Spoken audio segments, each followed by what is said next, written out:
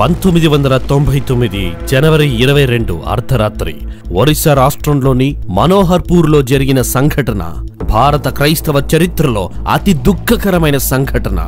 అమానుష్యమైన రీతిలో తమ సజీవ శరీరాలు కాల్చబడి ప్రాణాలు కోల్పోయి దుర్బలమైన ఆకారముగా మిగిలిన సంఘటన. ఏమిటా సంఘటన? అసలు ఏమి జరిగింది? గ్రహం స్టీన్ 1941వ సంవత్సరంలో ఆస్ట్రేలియా దేశంలో పుట్టాడు. విలియం ఎలిజబెత్లకు రెండవ సంతానముగా స్టెయిన్ జన్మించాడు. తన 10వ ఏట ఒక సువార్త కూడికలో యేసుక్రీస్తు ప్రభుల వారిని తన స్వరక్షకునిగా అంగీకరించాడు.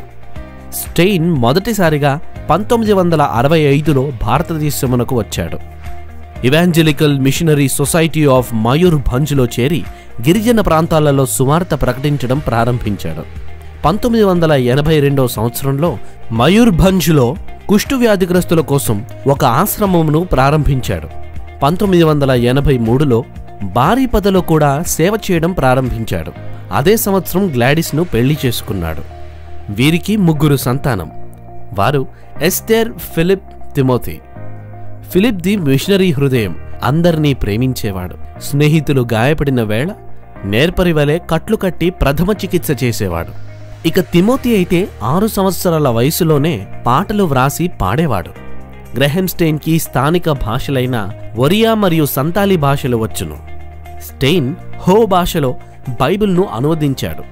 వివాదాలకు చాలా దూరంగా ఉండేవాడు. దయగలిగిన వ్యక్తి. సాధారణ వస్త్రాలే ధరించేవాడు. అతనిని మాత్రమే గుర్తుకు తెచ్చే టోపీని ఆడించుచు బారిపద పరిసర ప్రాంతాలలో సైకిలుపై తిరుగుతూ సేవ చేసేవాడు. తన జీవితకాలంలో ఆయన దేవుని ప్రేమను ఇతరులకు చెప్పిన దానికంటే చూపించిందే ఎక్కువ. అలాంటి గ్రహం స్టీన్ 1999 జనవరి 22 అర్ధరాత్రి తన కుమారులైన ఫిలిప్, తిమోతిలతో వ్యాన్లో ఉండగా కొందరు మతోన్మాదులు వ్యాన్ను చుట్టుముట్టారు. గ్రహం గారిని, 2 బిడ్డలను దారుణంగా కొట్టారు. కత్తులతో పొడిచారు. వ్యాన్ క్రింద ఎండుగడ్డి పెట్టి నిప్పు పెట్టి కాల్చేశారు. ఎవరు కూడా చూడటానికి ఇష్టపడని కుష్ఠవ్యాధిగ్రస్తులను ప్రేమతో ఆదరించిన స్టెయిన్ అగ్నిలో కాలిపోయాడు. సమాజముచే వెలివేయబడిన కుష్ఠరోగులతో హాయిగా ఆడుకున్న ఆ పసి హృదయాలు ఆ అగ్నిలో ఆహుతయ్యాయి. ఈ సంఘటన యావత్ భారతదేశాన్నే కలిచివేసింది. ఈ సంఘటనను ఉద్దేశించి అప్పటి రాష్ట్రపతి ఇలా అన్నాడు: కాల పరీక్షకు నిలిచి సహనాన్ని, సామరస్యాన్ని గండికొట్టే మరుపురాని భయానక తప్పిదం ఇది.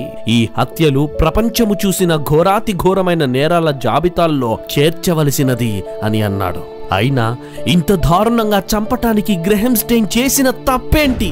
సమాజం నుండి నిర్దాక్షిణ్యముగా త్రోసివేయబడిన కుష్ఠరోగులను తన ఆశ్రమమునకు చేర్చి వారి కోసం తన జీవితం ధారపోయటం ఆయన చేసిన తప్ప?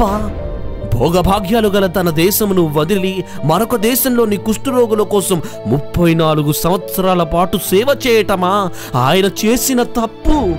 కుష్ఠరోగులకు స్నేహితుడిగా వారి చేత ముద్దుగా డాడా అని పిలిపించుకోవటమేనా ఆయన చేసిన తప్పు?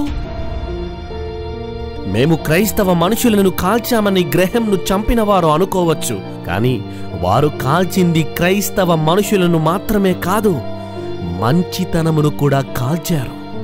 ఏ దేశం కోసమైతే తన జీవితాన్నే ధారపోశాడో ఆ దేశ మతఛాందస్సవాదులు అతనిని చంపేశారు. ఈ సంఘటన నుండి క్రైస్తవులు నేర్చుకోవలసినదేంటో తెలుసా? త్యాగం. అవును, దేవుని కోసం మన ప్రాణాలను త్యాగం చేయాలి. త్యాగం మాత్రమే కాదు, ఇంకా మనం నేర్చుకోవలసింది గ్రహం భార్య మరియు తన కూతురు చూపిన ప్రతిస్పందన. తన భర్తను, తన పిల్లలను చంపిన వారిని క్షమించిన ఆ మంచి హృదయాన్ని ప్రతి క్రైస్తవుడు కలిగి ఉండాలి. My husband has spent his entire life in serving those people. The people who killed my husband, they themselves don't know what they have done. I have forgiven them. God, you also please forgive them. గ్రహం strain మరణం క్రైస్తవ ప్రపంచాన్ని కదిలిస్తే, Gladys strain మరియు తన కూతురు చూపిన క్షమాపణ ప్రపంచాన్నే కదిలించింది. యేసు రక్తమే సంఘ నిర్మాణానికి పునాది అయితే, ఆ యేసు కోసం హతసాక్షులైన వారి రక్తం ఆ నిర్మాణానికి ఇటుకరాళ్ల వంటిది. చివరిగా వారు యేసుక్రీస్తు ప్రభుల వారి గురించి తెలియక తమ 2 చేతులతో మనల్ని చంపుతున్నారు. కానీ యేసు గురించి తెలిసిన మనము మన 2 చేతులు జోడించి వారి కోసం ప్రార్థన చేద్దాం. మన 2 పాదాలతో ముందుకు కదిలి ఈ పెదాలతో వారికి క్రీస్తు ప్రేమ గురించి చెబుదాం. ఆ దేవుడు వినగల చెవిని, అర్థం చేసుకునే మనస్సును మన సహోదరులకు దయచేయునుగాక. శ్రమను తట్టుకునే ఓపికను, మాదిరిని క్రైస్తవులకు దయచేయునుగాక. గ్రహం స్టీన్ లాంటి మార్గదర్శకులను మనకిచ్చిన ఆ దేవాది దేవునికి సమస్త ఘనత, మహిమ, ప్రభావములు కలుగునుగాక. ఆమెన్.